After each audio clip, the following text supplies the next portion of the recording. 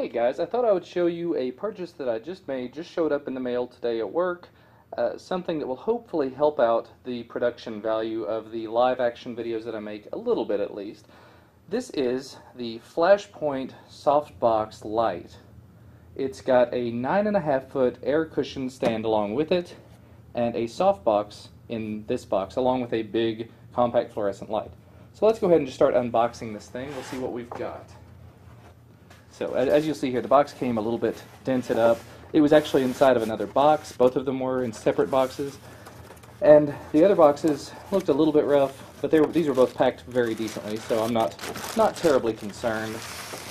This part, for example, is just a stand, so not really much that could go wrong with it, hopefully.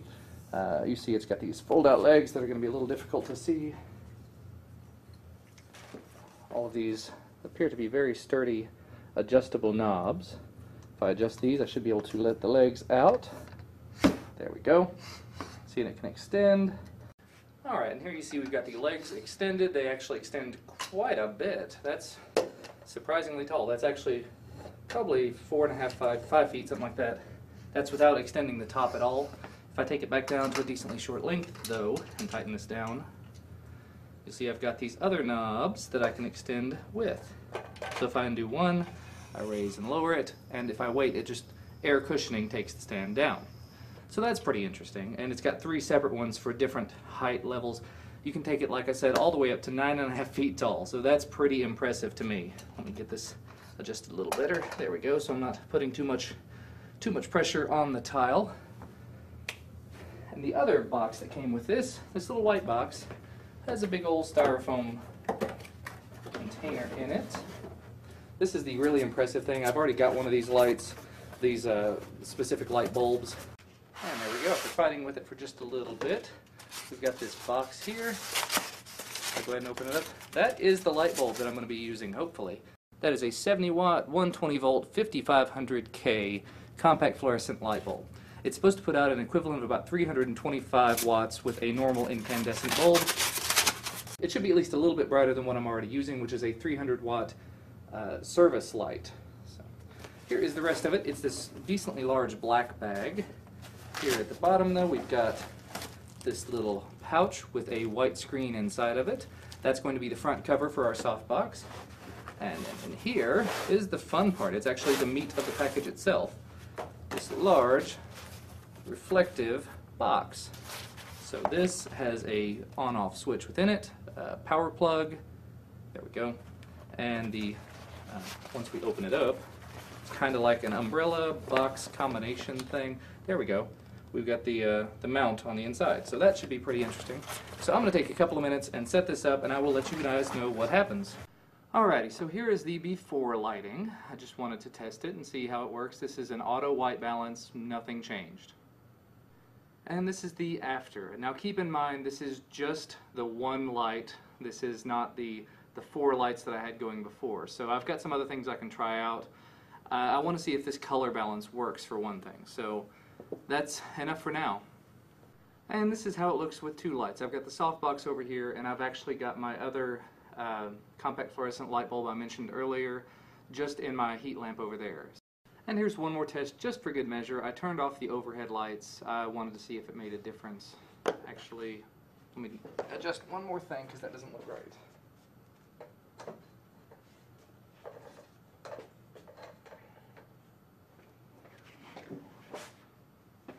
Alright, how about now? That's the thing. I might have to get this even closer, and I don't know how close I can get this without making a mess of things. Yeah, that's literally like 1.5 feet from my face. Not bad though. I mean, I guess.